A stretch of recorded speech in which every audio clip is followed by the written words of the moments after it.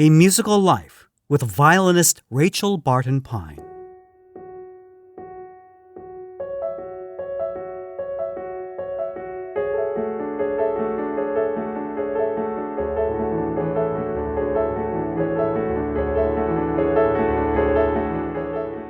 Violinist, scholar, composer, philanthropist, and heavy metal shredder, Rachel Barton Pine is a one-of-a-kind musical tour de force, connecting a wide array of cultures, genres, and communities.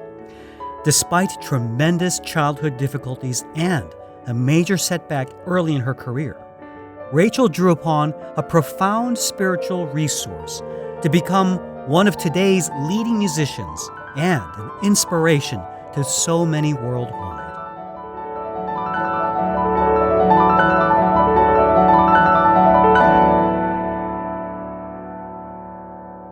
Welcome to A Musical Life. I'm Hugh Sung.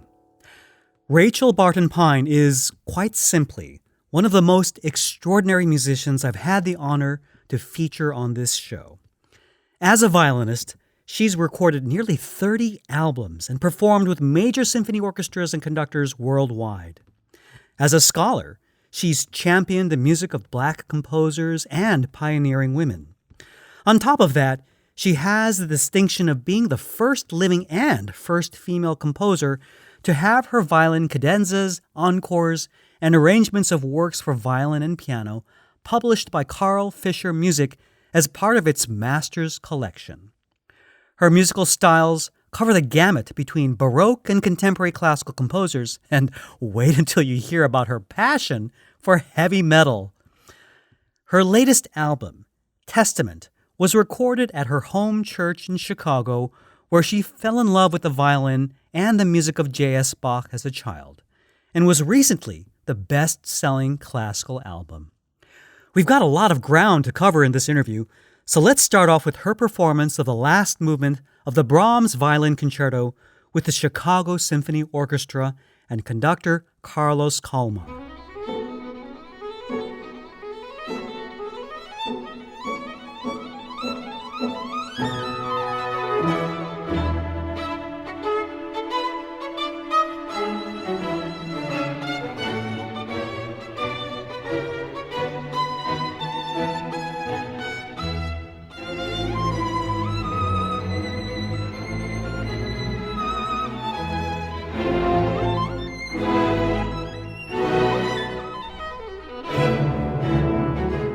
Rachel, thank you so much for being on the show. What a delight to have you on.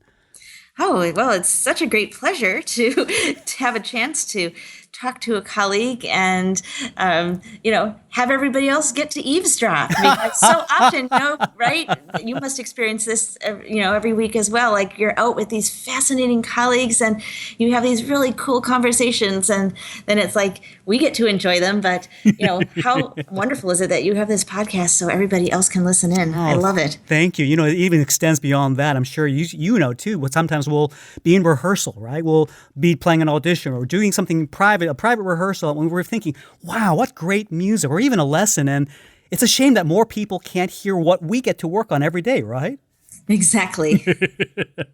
So anyway, I wanted to start off by congratulating you on your latest album, Testament, which was recently the best-selling classical album. What a wonderful accomplishment.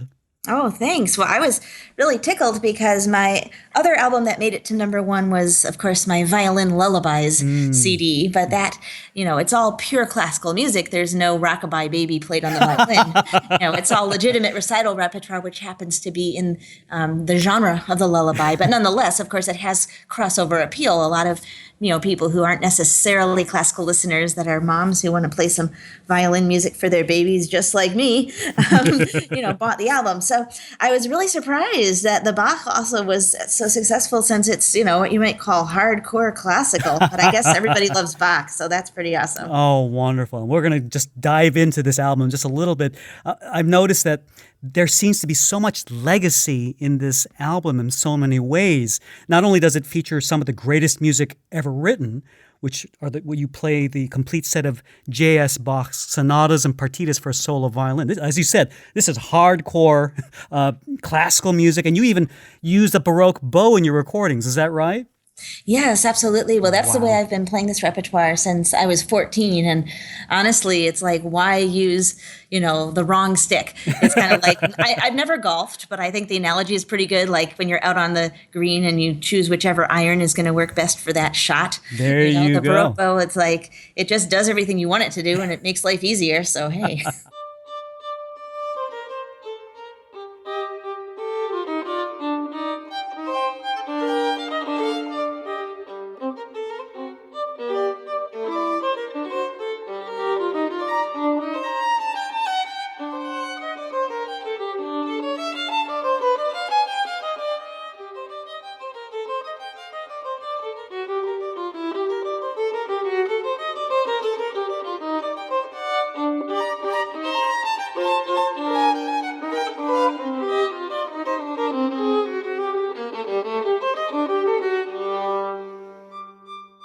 If you don't mind, for people who don't play the violin, and even for a lot of professional musicians, what's the main difference between a modern bow and the Baroque bow? I know they look different, but how does it respond differently?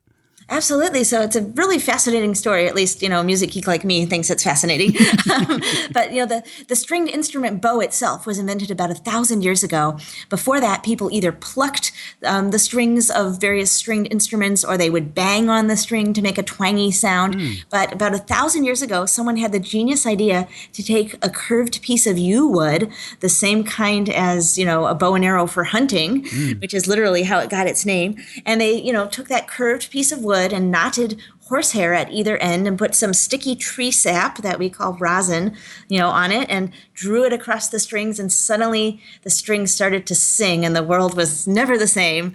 The violin family of instruments was invented around the 1490s. And by that point, the original, more primitive style of bow had become a bit more sophisticated. It was now made out of snakewood or ironwood. Snakewood is really cool, very funky looking wood because it actually, the grain looks like a mottled snake skin. So it's pretty neat. And those bows were in existence in regular use until the late 1700s when the modern bow was invented. Now, the modern bow is a complete departure aerodynamically. Instead of being curved outward, it's curved inwards. It has a hatchet head. It's longer and heavier. It's just a more sophisticated design. That was actually the point at which there started to be specialist bow makers. Instead of just the apprentice in the violin shop churning out the bows that came with the fiddle, now you had people who just made bows because it was a highly skilled enough job that you wanted to just do that. And they're made out of a different kind of wood called perambuco, which comes from the rainforests of Brazil. And so actually the devastation of rainforests is of particular concern to bowed string players because it's the only wood on the planet. And believe me, every possible tree has been tried, but it's the only wood on our planet which has the combination of strength and flexibility that you really need to play all of the great, romantic era music on to the present. Now, in arts, progress is not necessarily improvement. It's just change. And, you wouldn't say that all the painters of the 1800s are categorically superior to all the painters of the 1600s or that the music of Shostakovich is better than Bach. So it's the same thing with the equipment.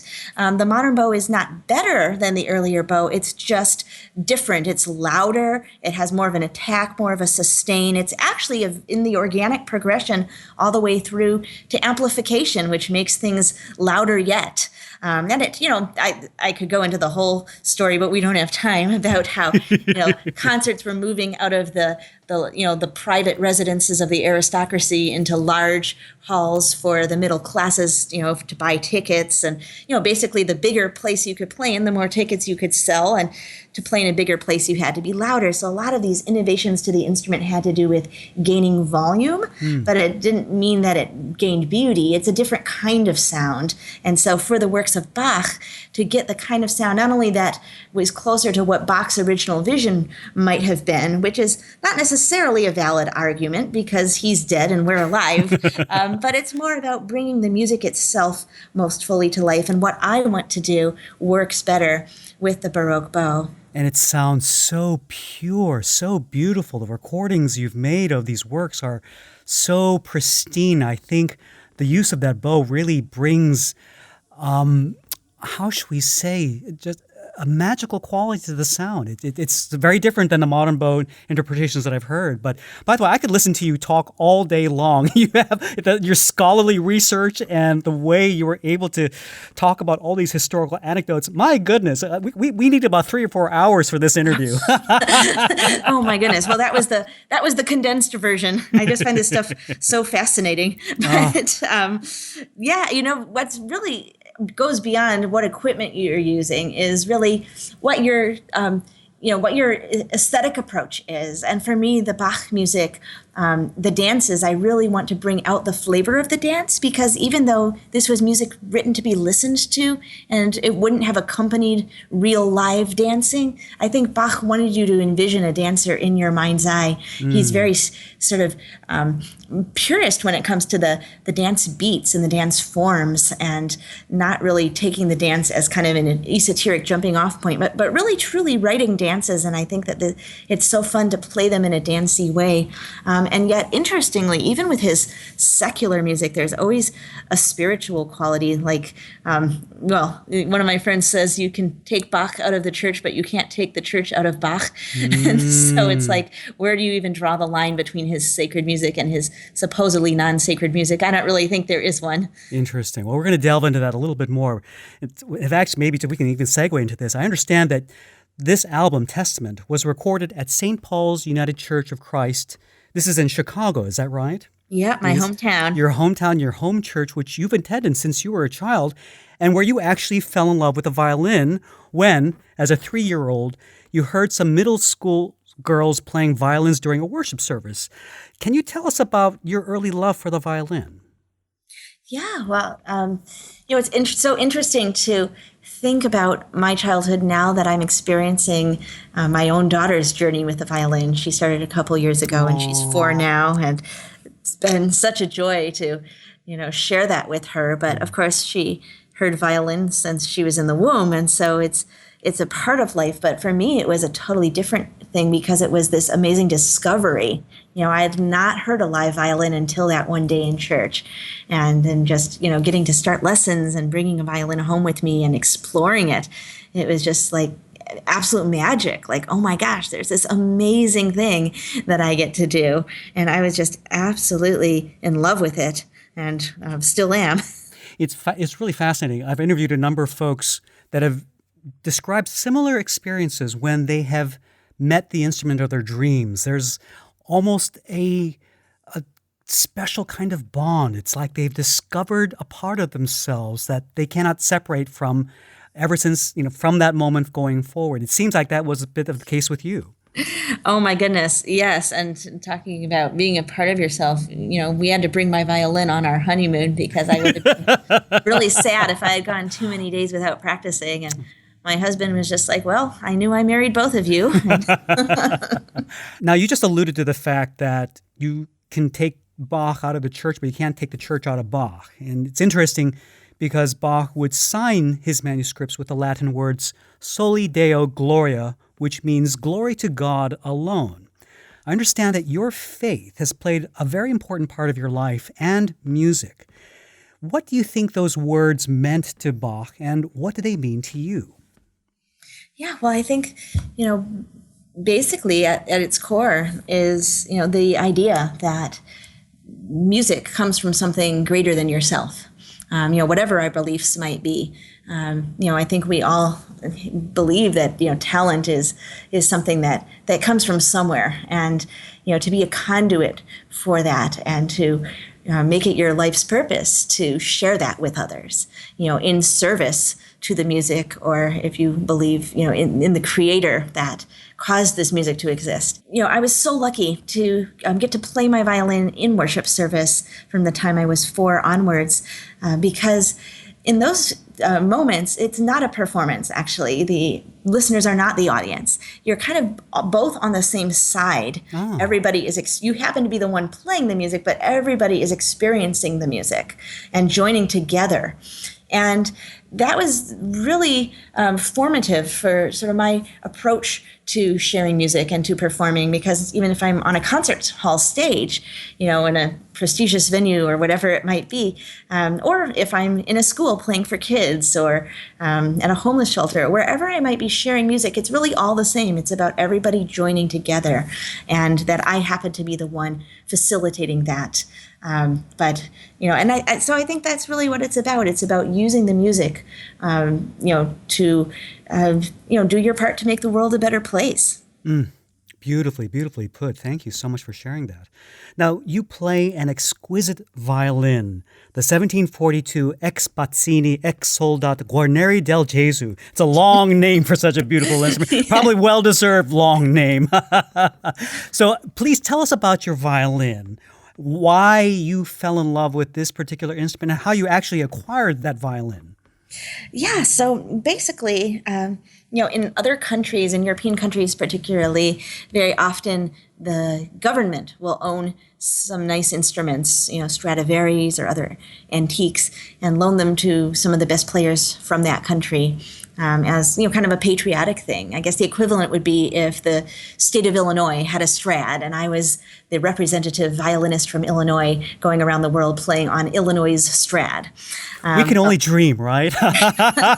Wouldn't that be wonderful? Well, we won't even talk about Illinois' government, my goodness. But, our capitalist system doesn't work that way, and so we rely on the generosity of individuals to buy these instruments as investments, but then to loan them to young artists to play. Or these days, it's not just a young artist's game, because unfortunately, just a generation ago, one could aspire to eventually own an instrument if your career was successful enough, et cetera, that you could save up or take out a loan and eventually buy your own instrument, because these instruments are valued as objects of art by people who are diversifying their portfolios, buying them only for investments. That has pushed the market up to the point where, even if you're earning as much money as a violinist possibly can, which is certainly not insignificant, you can nonetheless never even dream of owning one of the great instruments, because it's just,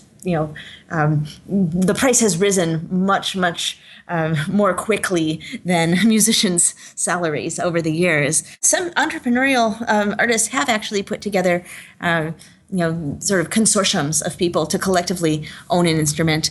But in most cases, it's owned by one person, and that's certainly the situation with mine. When it came time to borrow my first instrument, I really knew what I was looking for, and I got the loan of a Brothers Amati from 1617. I used that for about 8 years, and then somebody else offered me a Strad. That was actually a funny story. It was a patron down south after a concert said, "I've got a Strad under my bed. Would you like to use it?" And I was like, "Oh, the old Strad under the bed story." Sure, I've got one under my bed too. Yeah. But it was a beautiful instrument. And then this guy actually, sometimes people get very ego involved in you playing their instrument, but this guy was not that way at all. He actually knew somebody who had a Guarneri. It was a Brazilian businessman, interestingly enough, and so he introduced me to this guy, and then I was borrowing a 1744 Guarneri, and then it was time to record the Brahms Concerto with the Chicago Symphony in 2002, and the same guy who owned the Strad, really knew what my sound was, and he said, "There's a violin that I know of, and I know the owner, and it has a connection to Brahms. Would you like to borrow it for the recording?" Well, it turns out that Brahms had personally chosen it for one of his proteges, a 19th century woman violinist, Marie Soldat. But it's in no way what you would consider, at least from Victorian standards, to be a feminine instrument. In fact, she was known to be a very strong and powerful player, which is very interesting for that era. And so I borrowed it for the recording and just loved everything about it and didn't want to give it back. And luckily, the owner decided to keep loaning it to me, and I now officially have it for lifetime use, which is such a relief because I don't have that insecurity hanging over my head as so many colleagues do. Just really, really fortunate and grateful. It's remarkable. It's all the result of playing a concert, meeting somebody, striking up a good relationship, and staying in touch and letting that person continue to be a friend and networker to his friends that were able to help you. That's quite a remarkable, I would even say, entrepreneurial story right there. Yeah, well, I mean, I think we all go through this, meeting different, people who are fans of the art and lovers of classical music, and just, everybody knows somebody, and that's kind of how the world works. But I'm very lucky to also have a foundation which has an instrument program that supports young artists. And, there's no way I can repay those who helped me, but I can definitely sort of repay them in spirit by helping the next generation. And thanks to a lot of our supporters, we've helped more than 70 young artists thus far with financial assistance and instrument loans. And we even have a Stradivarius in our permanent collection now. Wow. What is the name of your foundation? Just so folks... It's just the Rachel Barton Pine Foundation. There you go. We'll have a link to the foundation as well as your website in the show notes. Now, I understand that your other instrument is a 6-string Viper electric violin. Oh my gosh, I have much more of a menagerie than that. I have my gorgeous Baroque Galliano, my modern viola d'amore, and my Baroque viola d'amore, and my Rebec, and my pochette. Yeah. But I want to talk about the Viper. The loud one. The loud one. Okay, wait. So hold on. Yeah, well, here's the thing. Okay. I love listening to my friends play electric violin with all those cool effects and everything. And I thought to myself, I personally never want to do this, and I never will do this. And that's the end of the story. So how the heck did I end up doing it when I had said that for so many years? Do tell. It actually has to do with the fact that this kind of violin is maybe not a violin at all. It's as much a violin as a viola d'amore. That's a 14-string cousin of the violin from the Baroque era. I mean, it's like a cousin of the violin, something like that. Basically, I still have no interest in playing a plugged-in violin. In other words, a head-held instrument with the usual 4 strings. If I'm going to play a 4-string head-held instrument, I'm going to play my Del Jesu, because I love being able to create all of the nuances in a tactile way, with my body, not pushing some buttons and having the sound come out of some amp across the room. That's like just goes against everything I worked for my entire life. But you know what? You can't put a boom mic or a lavalier, any of those normal kinds of amplification on your acoustic violin and have it be loud enough to play with rock drums. And there are some just amazing artists that I wanted to collaborate with. Starting with Uli John Roth, the former lead guitarist of the Scorpions, who's one of the most classical-oriented of the electric guitar virtuosi out there. Just, such an amazing artist. And he invited me to join him on stage, and I couldn't do it with my regular violin, so I had to get something else. And this type of flying V instrument is brilliant. It's a type of design invented by my friend Mark Wood. And I have a custom-made version from Carl Becker, Carl Becker's son, Paul Becker. And basically, not only does it give you more notes, which is super fun to be able to play not only the violin notes, but the viola notes and even some of the cello notes to dig down in there, but also because it straps onto the body with this tripod kind of design, you don't have to hold it with your head. It's actually ergonomically healthier than the normal violin. I hate to say it, but you don't have to twerk your arm to shift. You just kind of, keep your head straight. You go up and down the fingerboard by just moving the angle of your elbow. It's like so comfortable, but you can also just rock out and not worry about dropping it. And, it's just a fun toy. And because the music I usually play with my heavy metal friends is some of the more extreme genres like doom and thrash, I don't have to be using effects pedals. It's just, turn on the distortion and go. Okay, let's back up a second. Did everybody hear that? You actually play heavy metal music. In fact, for about 5 years, if I understand, you were actually a member of a heavy metal band, Earth and Grave.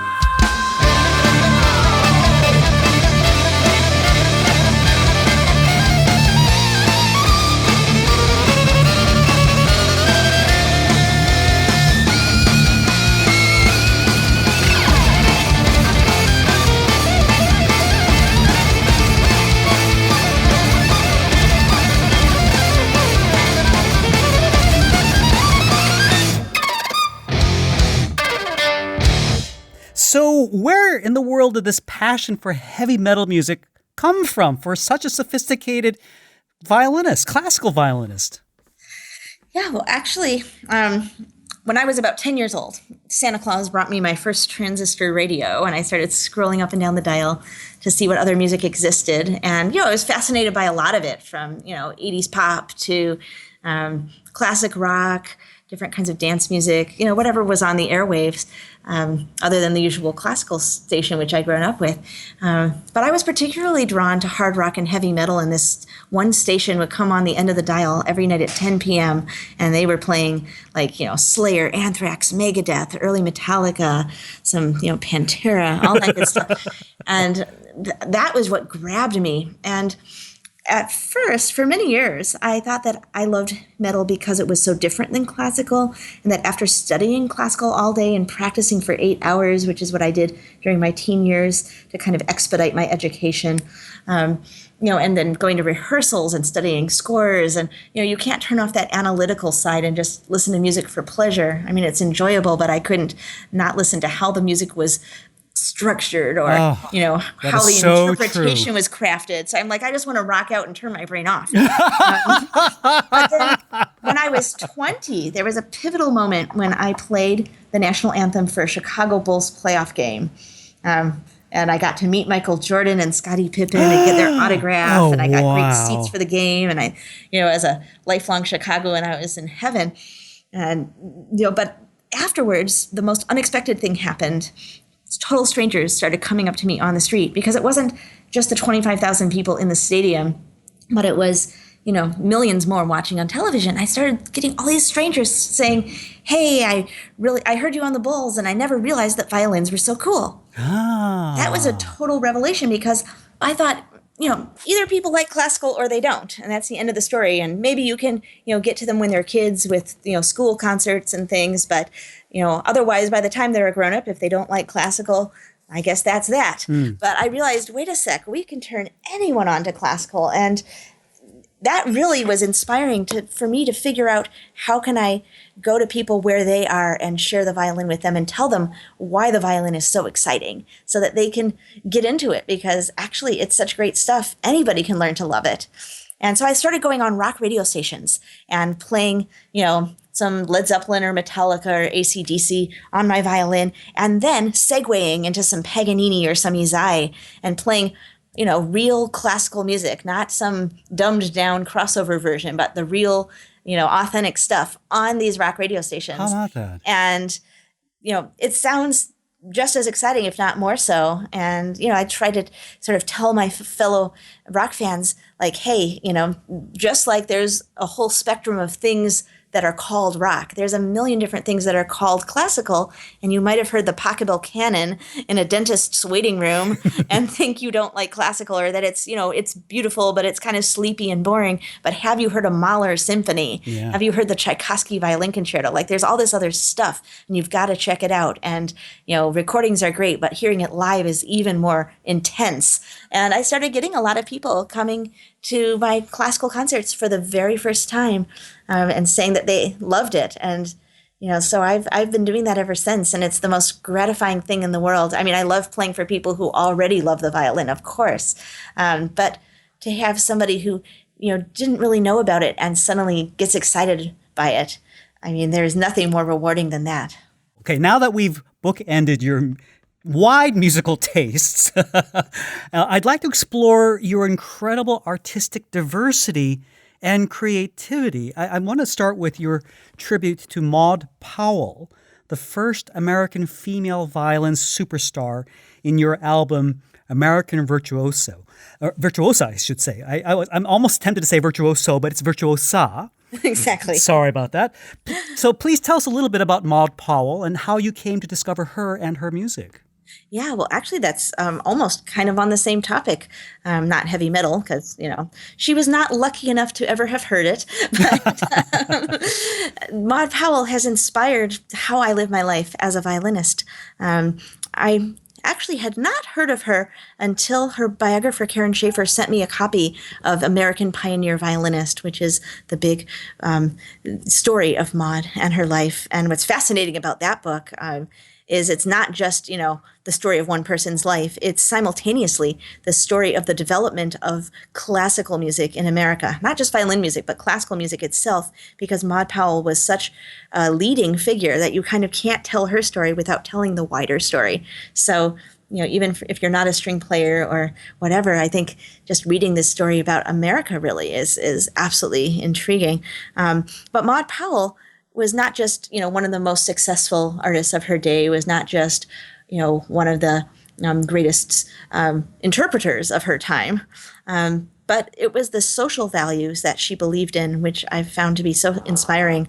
She was considered to be the greatest woman violinist in the world, the first American-born violinist to achieve international renown, and during her lifetime, the greatest American violinist of either gender. So she could have rested on her laurels, but instead, on her day off between big concerts in big cities, she would find some small town halfway in between and play that town's first ever classical concert and talk to the audience about how to listen to the music. Wow. So she was doing outreach long before we ever called it that. Yeah. She was also on the cutting edge of modern technology to spread the word at a time when many violinists were very wary of the newfangled recording horn.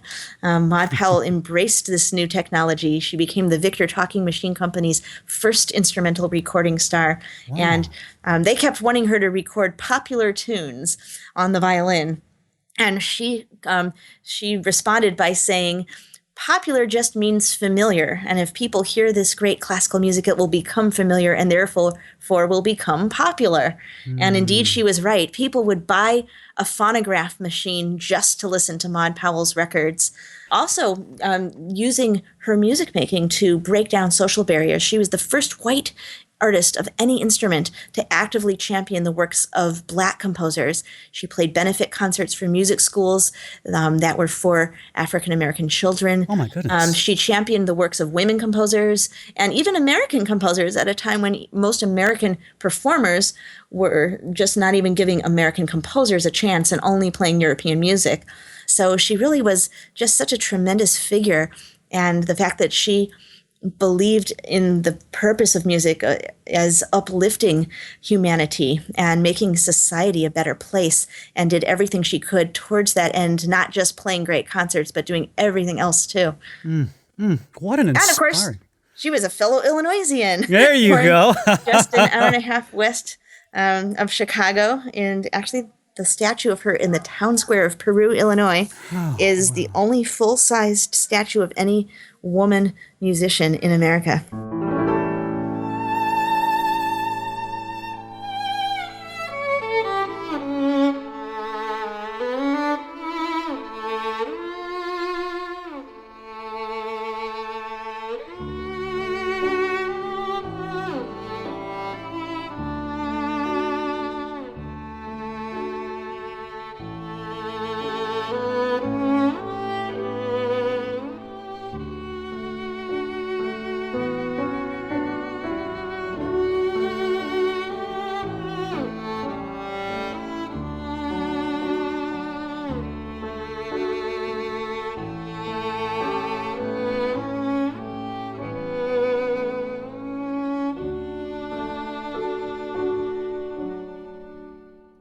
This is just incredible. Now, a woman well ahead of her time, so prescient, and I can see her influence on the way you are pursuing your career and the way that you're pursuing the same means to make the world a better place and to create bridges, cultural bridges. It's just so inspiring. Now, along those lines, following along Maud Powell's coattails, if you will, or petticoattails, how should we say this? You've also championed violin concertos by Black composers from the 18th and 19th centuries in one of your albums. Can you share some information about these composers and a little bit about their music? Yeah, well, what's fascinating is that music by composers of African descent goes back all the way to the time of Mozart and even before, if you're talking about vocal music. From Europe, from the Caribbean, from Latin America, and then on into the 19th century, music from North America, music from Africa itself. Obviously, going all the way to the present day, my foundation has a project in collaboration with the University of Michigan called Music by Black Composers to make this repertoire available in a series graded for beginners through advanced students to supplement their normal studies. Fantastic. Oh, wow. Yeah. Wow. I mean, it's great for all of us to play this music because it's so many lost voices, but also for minority students to be sort of reintroduced to their own history, to understand that classical music is actually part of their past. It's not somebody else's music. Telling the stories of the all-black orchestras in America of the 1800s, like the Negro baseball leagues. The fact that Booker T. Washington and Frederick Douglass were enthusiastic amateur violinists. There are so many stories that people just don't know about. And, I, as a student of music history, I find, all these different things fascinating just, because I love reading about history. But in this particular case, or this topic or set of topics is particularly important as we move forward, because classical music will only survive and be as rich artistically as it possibly can if everyone participates.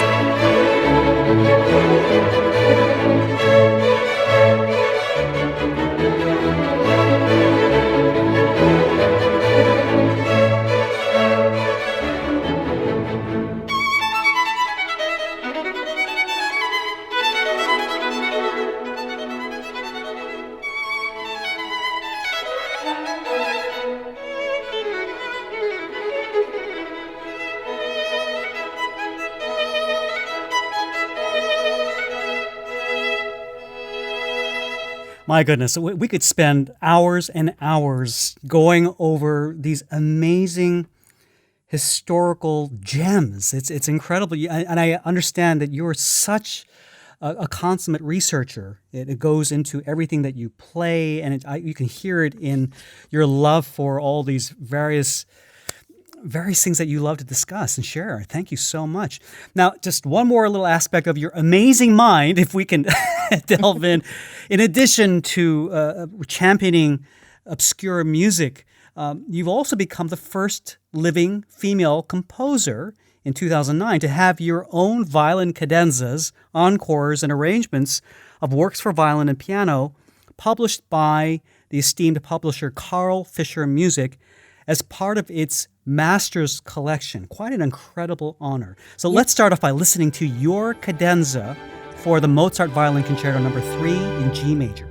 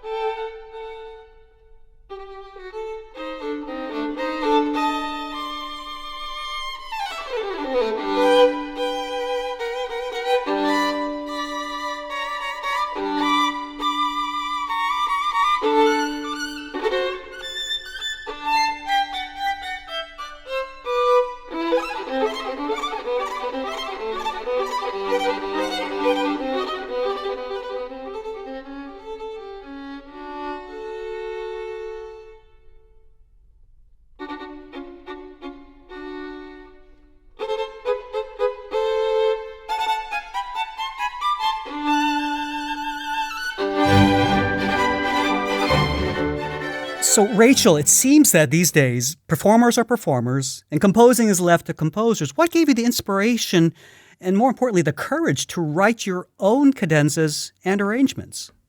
Yeah, well, growing up, I think I was no different than most young people. I thought, well, first of all, why bother to write a cadenza? There are so many great ones that already exist, and I'd rather spend my time practicing repertoire than penning some of my own. Sure. Secondly, the ones that do exist are so great, I could never possibly write anything half as good, so why should I even try?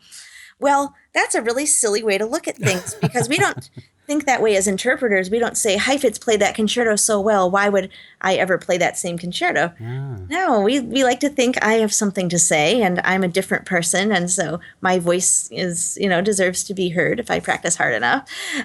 So why wouldn't we carry that same attitude through to the music that we're creating?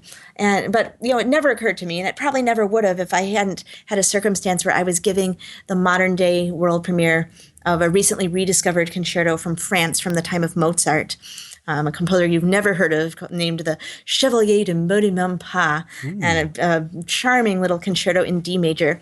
There was no cadenza written by, Joachim in the 19th century or Chrysler in the 20th century because this concerto had been, had fallen into obscurity. So I had no choice but to write my own if I wanted to perform it. But I didn't feel too much pressure because I knew at least nobody would be comparing my cadenza to Joachim's. Well, after I wrote my cadenza for the Meudon Pas concerto, I realized, wait a sec, I'm looking at this all backwards. Only my own cadenza can be the most organically related to the way that I personally interpret the concerto. I'm not trying to somehow recreate the Brahms concerto the way that Joachim played it, or the Beethoven concerto the way that Chrysler played it. I'm playing it my way, so why wouldn't I do my cadenza along with that, which is going to most accurately be my further thoughts on the subject. So after that, I started writing cadenzas to all the famous concertos that call for them, Mozart and Paganini and Brahms and Beethoven and all of those. And it just felt so good to play. And so in publishing my series, which, by the way, I guess I'm the only woman in their series, but I'm also the only living person of either gender. So it's a bunch of dead men and me. And I'm really so happy that they published my stuff. It's such a great honor. But I'm so happy as a pedagogue that it's out there because this shows that writing your own stuff, cadenzas, and not only that, but, little encores and arrangements and, same thing. I started doing it, for practical reasons because I needed certain pieces for certain occasions and then discovered that it was really cool and I should do it for fun and not just, because I had no other choice. But, showing that this is not something that people used to do, but that you can still do it. And, people say, oh, well, I couldn't possibly write one as good as yours. And I'm like, that's what I used to think. And, if I can do it, anyone can do it because it didn't come easy. It didn't just flow right out of me. I had to sit down and struggle and crumple up many pieces of paper and throw them away and really search for ideas. And it get just like with playing your instrument, the more you do it, the easier it gets. And just like you wouldn't ever say of a child, oh, that person could never play the violin, they shouldn't even try. We have the attitude that with enough hard work and good training, any child can become proficient at an instrument. Well, the same thing with composing. Anybody can do it, and most of us can do it well and do it so well that we have something interesting to say and exciting to say that we really should share with others, and you should all go for it. So the most gratifying thing is when somebody tells me, it's great when somebody says that they performed what I wrote. That's like unreal kind of a thrill. But when somebody says, I decided to write my own cadenza because I saw that you had done it, that's what makes me happier than anything. Now, I'd like to swing back a bit to your fascination with heavy metal music. What's so interesting is that there seem to be a lot of dark emotions being expressed in that medium. Darker, perhaps, or the initial perception.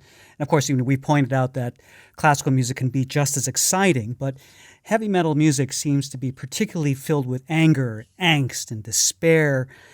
And I'm just trying to relate this to your very difficult childhood, with your father being employed for most of it, and your family struggling to afford basic things like electricity, phones, and even I've heard stories of you getting concert clothes from thrift stores. And of course, Yeah. I can't even imagine how difficult it must have been, just as you mentioned, paying for gas or paying for music lessons and all the other expenses that related to your music education. And I understand also for many years you were actually the main breadwinner, using your own money from wedding gigs and competition winnings to pay for food and rent. On the one hand, I'm seeing all these deep contrasts. On the one hand, you grew up in a household that was part of a strong faith community. On the other hand, I actually find it really fascinating that you were drawn to heavy metal music in the midst of your classical training. And I read somewhere that you actually equate heavy metal music with praying the Psalms, as in the book of Psalms from the Bible. What did you mean by that? Yeah, well, great question. So, I mean, I don't necessarily think that my love of heavy metal comes from, my childhood angst. Okay. There are plenty of happy people that love metal, and I think it has to do with my love of intensity, the same, way that I'm a roller coaster junkie. Well, that's a great I definitely distinction. had my teenage angst music, and that tended to be more like, Nine Inch Nails and things like that. The usual suspects, The Cure, whatever. But gosh, I mean, well, it's not that, just like with classical, there are many different varieties of metal. You've got your party music, your glam metal. You've got thrash, which tends to be about, the opening track of my favorite Metallica album, their fourth album, And Justice for All. Well, look at that title, right? And Justice for All. Their first track is about environmentalism, right? It's not about, drinking and carousing. It's about environmentalism and how we're killing our planet. And then there are just more generic ones about, the struggles of life and things like that. But I think, all of us, regardless of our circumstances, have to figure ourselves out when we're teenagers. And, definitely heavy metal speaks to that. But what I think what's the right word?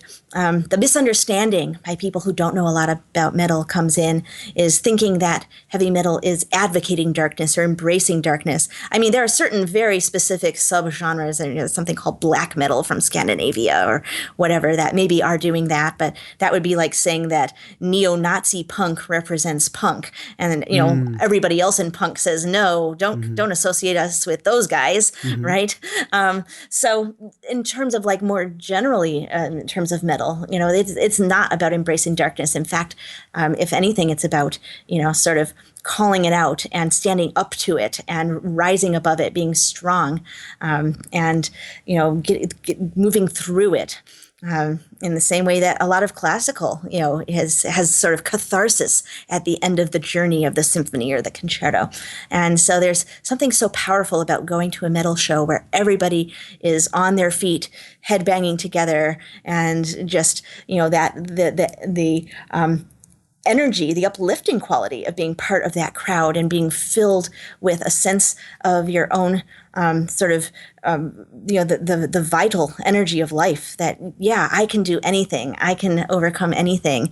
And this music is going to show me the way. On a very practical, silly level, when I'm working out and I want to do, 5 more minutes on the treadmill and I'm really starting to hit the wall, all I have to do is turn on some Slayer and I can power right through. There you go. So it's the same thing. It's, when there are what you might call, complaining moments in the Psalms, crying out with a loud voice. It's, to sort of put it out there and deal with it and get through it. And I think that's what a lot of metal is doing. Actually, really absolutely the same contents. Wasn't it Bono from the group U2 that was recently challenging the church to go back to the Psalms, saying something to the effect of, people seem to tend to forget that the book of Psalms is so full of human expression, of pain, suffering. There's a lot there that seems to be missing in the language of a lot of contemporary worship today. Yeah, well, luckily I attend a church that hasn't fallen into, I always say, I don't think God wanted us to write bad pop music. For me, Christian music is Mozart masses and Bach oratorios and Mendelssohn, whatever. And that's what my church does. I mean, just last week, there was Bach and there was Britten, and I mean, that's great stuff. And that really. And even the classic hymn tunes with the classic hymn words. I love that my daughter sits next to me and asks, what does this line mean? What does this line mean? And it's challenging poetic language that makes us really think. Mm-hmm.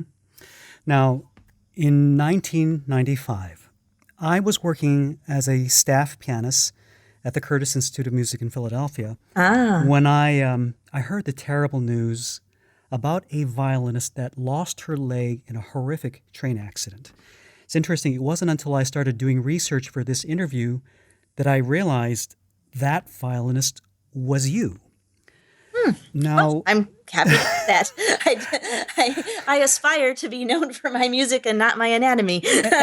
And that's precisely how I wanted to pursue this interview. I didn't want to dwell on the past, and I know there have been several interviews that have raised this question, but if you don't mind, I wanted to, because it is a part of your life, I wanted to perhaps approach this in a slightly different way. You've mentioned that it actually never occurred to you to be angry at God, since we were spending some time talking openly about our spiritual journeys in music and life. And yet, so many people point to horrible tragedies like the Holocaust or natural disasters as precisely their reason for not believing that there could be a loving and benevolent God. How do you reconcile your faith in light of what you've been through?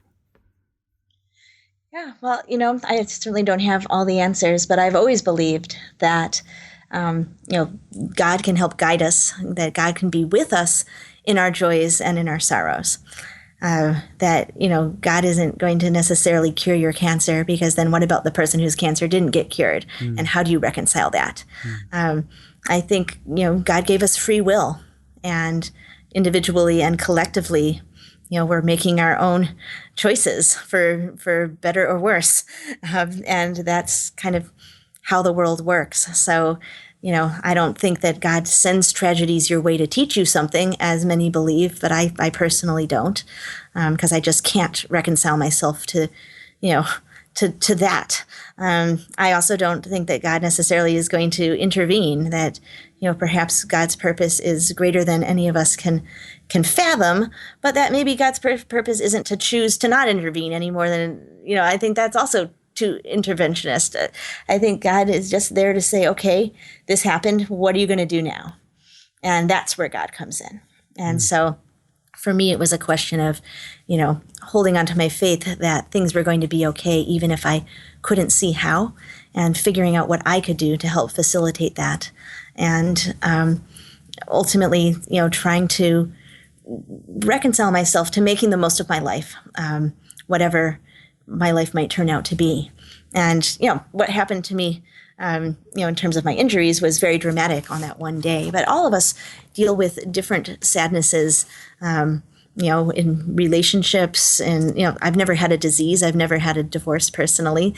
I'm lucky in so many ways. And, each of us has ways in which we're lucky or ways in which we're less lucky. And we have to all move through them. And I think the best way to kind of focus our decisions on how are we going to live our life and adjust our life as life swirls around us and unexpected things happen, is to remember the core of the meaning of why we do what we do. And I remember you and I were talking earlier about, young artists being concerned about making careers and things like that. Well, I think fame, prestige, earning the most money possible, those are not goals. Those are not what motivates us to do what we do.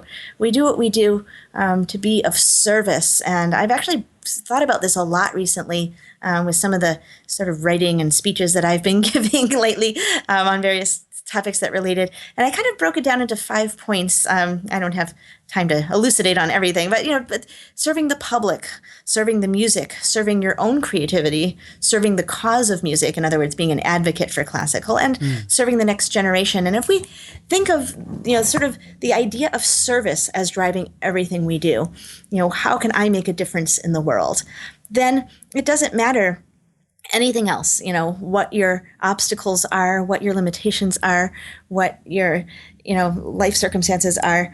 If you're always looking for how can I, do what I do for other people and to serve the music itself, then you're going to find the answers. And I think, and for those who aren't musicians, thinking of living a life in service, whatever that means to them, is just the way through things. And to me, it was my religious faith that is sort of intrinsically tied up into the idea of living a life in service. And to me, that has to do with helping to do God's work in the world. But whatever you might believe, I think we all believe in doing our part to make the world a better place for each other. If I'm hearing this correctly, it sounds as if your ability to look beyond yourself and live your life in service to others and to a higher power, a higher calling, has given you the strength to overcome so many of the situations that would normally make most people become more self-absorbed in perhaps suffering, more self-absorbed in their situation. But you seem to have had this perspective that allowed you to look beyond yourself in your situations, to look to the needs of others, and even your purpose as a child of God, if I might put it that way. Yeah, absolutely. And of course, I can't say strongly enough, this having others in your life to be there and support you, because we don't exist in isolation, and it's our community of friends that really, helps. They're there with us through the good times and the bad. And of course, in my church, we see that as a reflection of the church, being if I can use the expression, the body of Christ. But sure. But wherever we find community, and different of us have different communities. I certainly have all my music friends, and even kind strangers who've reached out and said so many encouraging words over the years. And but gosh, music is just too darn fun. I had to do whatever I could to get back to it. So now I'd like to switch gears and focus a bit on your amazing social media presence. Now, I believe one of your Instagram posts regarding a recent, shall we call, incident with American Airlines went viral. Can you share what happened with them and what's transpired since you used social media to put the spotlight on them? Yeah, so this was, a similar incident that happens really, every day to musicians as they're trying to board planes. I don't think the particular airline that I happen to be flying is to blame. I think it's an industry-wide problem with people who are, I'm going to be in solidarity with Rachel and never fly this particular carrier again. I'm like, it's not really their fault. It's all of the airlines, but anyways, so I was about to enter the plane and I was denied boarding because the flight attendant said that my instrument case wouldn't fit in the overhead. And after I pointed out that I was a 100,000-mile-a-year flyer and had flown that particular aircraft numerous times, and that I promised it fit and let me demonstrate, please, he wouldn't let me on board to demonstrate and just got really snarky about it. And the sad thing is that there's actually a federal law now, just as of a couple of years ago, that gives musicians the right to, it's, more complicatedly worded than that, but, it gives musicians the right to have their instruments on board if they fit into the overhead or can be safely strapped into a seat if they buy an extra ticket. And many of the airlines, including the one I was trying to get on, have their own policies to similar effect. But there's an education issue out there. First of all, a lot of musicians aren't aware of the federal law and what their rights are. And secondly, a lot of the airline employees are not aware of their obligations. Mm-hmm. And so, it was kind of crazy that, thing of Rachel didn't get on her flight made international headlines because I got on the next flight and I was I only slept for 2 hours that night, but I did make it to my first event with I was going to be playing at a elementary school for underprivileged children who were learning violin, so I had to be there, and I was, so all is well that ends well. But meanwhile, every single media outlet is picking this thing up, and I'm like, oh my gosh, this is crazy. But actually, I was really pleased that not for myself, but for the issue that light was shown on it. And I've heard personally about subsequent issues, subsequent episodes or incidents since this happened to me. So clearly, this one thing making headlines that one day did not change anything yet. But the fact that it did happen and it did make headlines, I want to use that to positive effect. So I'm actually strategizing with my team right now about the best way to sort of be part of existing advocacy campaigns, like the Grammys, with whom I ironically was already partnering before this happened to me. I mean, how's that for a funny coincidence? I had just filmed a PSA about this issue, and 2 days later, there I was experiencing it. And then also to do some of my own advocacy work, which I'm in a position to do because of my career as a known performer. So I'm not going to let it drop. It's not about it's not about me. It's about everybody. About there are certainly lots of other important things in the world, but yet. Where would we be if musicians couldn't make it to their concerts? And, not just the professionals, but anybody who plays an instrument who wants to, the last Facebook message that I got was a woman who played the violin and was on her way to her father-in-law's funeral to play the violin at his funeral. And she switched airlines because the one that she was trying to board was giving her a hard time. And luckily she got on another flight and made it. And I'm like, that's not about, the musicians are trying to get to their concerts. This is about everyday people with their instruments, trying to express themselves with music, trying to travel with their instrument, which is their voice. And, we have to, and, it's not inconveniencing anybody else because instruments are shaped differently, but they don't take up more cubic inches than a rollerboard. So it's not that we're asking for greater consideration than anyone else. We're just asking for equality. And there's just a lot of misunderstanding out there, and I hope that I can do everything I can to help with that. Rachel, it has been such a delight listening to you, speaking with you, learning so much from you. You are such an inspiration on so many levels, not just musically, but as a human being, and for all the ways that you are trying to make the world a better and more beautiful place. Thank you so much for being so gracious with your time and being here on the show. Oh, well, thanks so much for having me. It's been an absolute pleasure. And I'm so excited to learn about what you're doing. And I hope we get to jam together one of these days. That would be fun. Let's make that happen. Absolutely. For links to Rachel's website and foundation, visit the show notes at amusicallife.com. While you're there, be sure to sign up for our newsletter to get the latest updates on future episodes. You can also subscribe to A Musical Life through iTunes or with your favorite podcast playing app, and get new episodes automatically downloaded onto your smartphone, tablet, or computer. If you enjoy these stories about making music and the things that move our souls, please support this podcast by telling a friend and posting a short review on iTunes at amusicallife.com/review. Thank you. Until next time, I'm Hugh Sung, and I wish you a musical life.